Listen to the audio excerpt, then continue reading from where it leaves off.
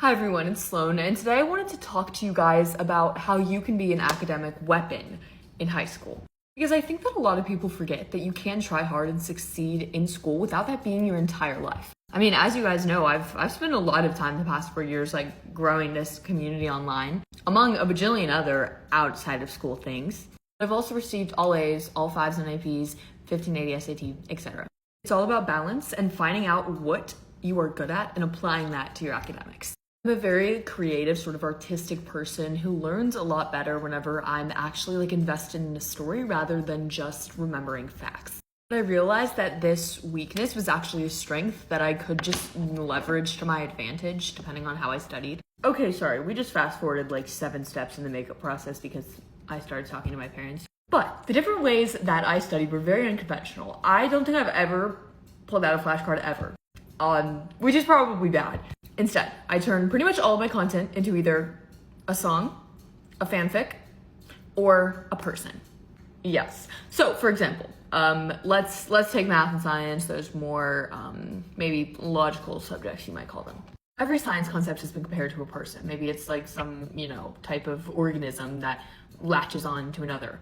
She's a girl who's super desperate and she's always trying to get with this guy named, and then whatever the other organism is. I turn it into this narrative in my mind. I know it sounds really silly, but it actually does work even as things compound and get more complex. That's just character building, man. That's just world building. And so, I'm not really able to remember a lot of those specific stories I made now, but eventually whenever you go over it enough, the facts start to click in your mind and you can remember the concepts themselves. History, guys, write fan fictions in your history class, okay? Or I wrote such a good fan fiction. Sorry, I'm really passionate about this. It was a French revolutionary boy and then a girl in the royal family. We stretched the truth a little bit. I did a whole musical about Mongols and a Khan, and then Marco Polo came in there. And I share these stories with my friends, they all get in the Google Doc, and we love it because you can embed the actual, facts, dates, things that you're really supposed to learn, and then sprinkle in a little bit of fiction. So finding out whatever you're good at, or whatever you love. Maybe it's music. Start to compare concepts to music. Maybe it is writing or storytelling. Or maybe you're someone who sees these things more logically and you want to turn the history into equations. Shout out Caitlin on equation-based writing. Just take what you're good at and the subject that you're good at and recognize that those skills can go into other subjects as well. But the next very important thing that you have to understand is not always are you going to be able to make magical sunshine unicorns out of your math subjects. Sometimes you have to hunker down and be uncomfortable. That's a big part that you have to accept about if you are someone who's, really passionate about applying yourself in school and wants to do your best. There are going to be moments where you are spending a late night, where you're sacrificing some time with your friends, where you are crying over a math problem with your dad. Okay, everyone's done that. That's just a rite of passage. This won't be always, but it is sometimes, and that's just something that you have to recognize. That's something you have to be okay with.